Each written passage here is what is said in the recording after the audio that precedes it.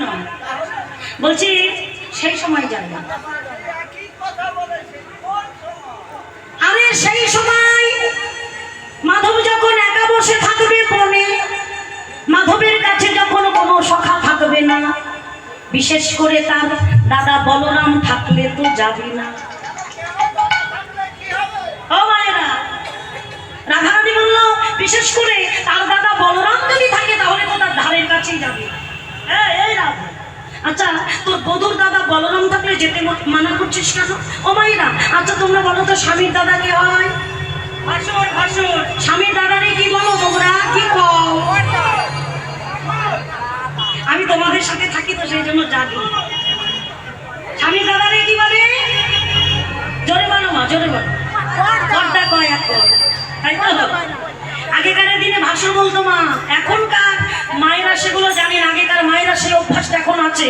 দেখো যারা আগেকার মা তারা এখনো ঘোমটা দিয়ে বসে আছে, মানে যারা গুরুজন, যারা গুরুজন তাদেরকে মান দেওয়া, সম্মান করা।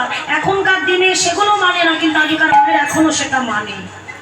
বড় করে ঘোমটা দেওয়া, ভাসুরি ছাড়া পারাতো না, ভাসুরে বৌমার বদন দেখতে পেত না, এগুলো আগেকার দিনে নিয়ম ছিল।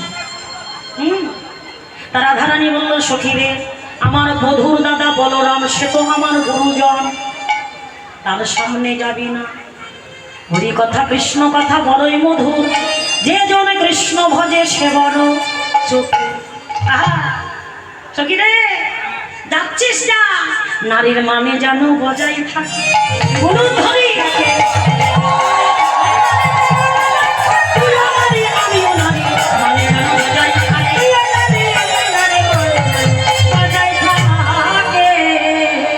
তুইও নারী আমিও নারী, তুইও নারী আমিও নারী। বুঝতে পারছিস না? তুই যাচ্ছিস, তুই নারী, আমার জন্য যাচ্ছিস, আমিও নারী।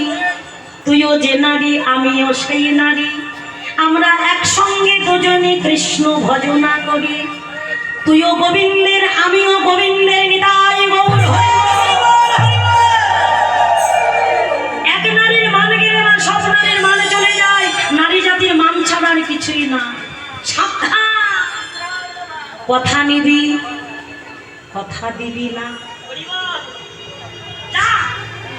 যেতে মানা নাই, আগে তার খবরটা নিবি, তারপরে আমার খবরটা দিবি। তাম্বুল সেবা দিবি, আমার হাতের গাথা মালা গলায় পরানোর সময় তার বদনের দিকে যেন চাইবে না।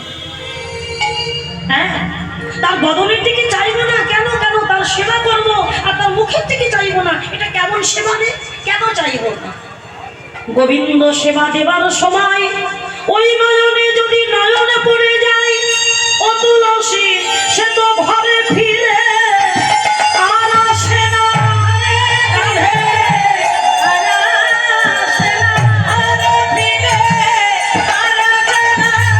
বলি ওই চরণে সবে সবে না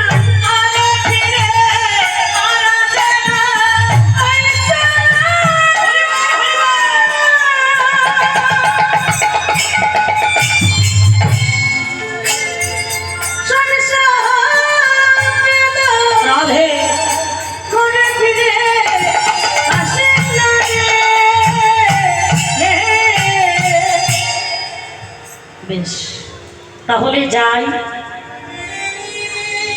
আচ্ছা রাই, এত কথা বলে দিলি, সব কথা আমি একটা একটা করে তার কাছে বলবো। আর সব কথা তোর জীবনের কথা, ঘরের কথা শোনার পরে সে যখন জানতে চাইবে তোর কথা, তখন কি বলবো? বলবি আমি ভালো আছি, আমি ভালো আছি, বড় ভালোই আছি, ভালো আছি।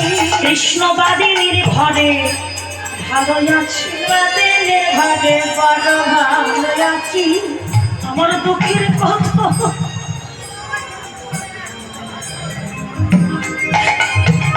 তাকে বলিস না রে, বলিস বাদিনীর ঘরে ভালো আছি। দুঃখের কথা বলবি না।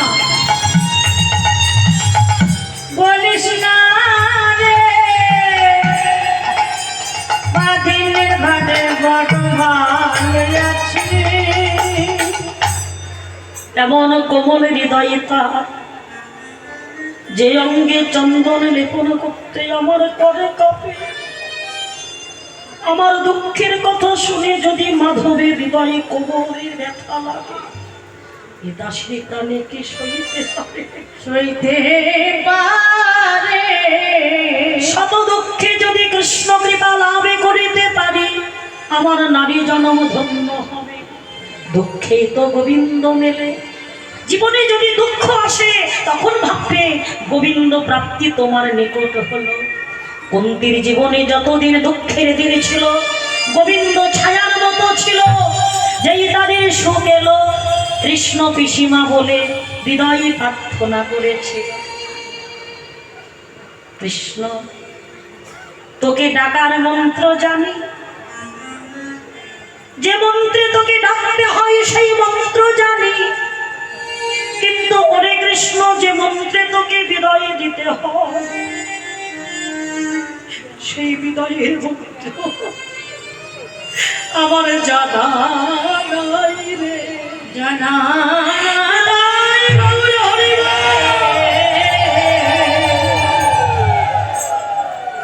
চলে যাবি কেন এতদিন আমাদের সঙ্গে ছায়ার মতো ছিলাম দুঃখ ছিল তোমাদের সঙ্গে ছিলাম আমাকে তোমাদের জীবনে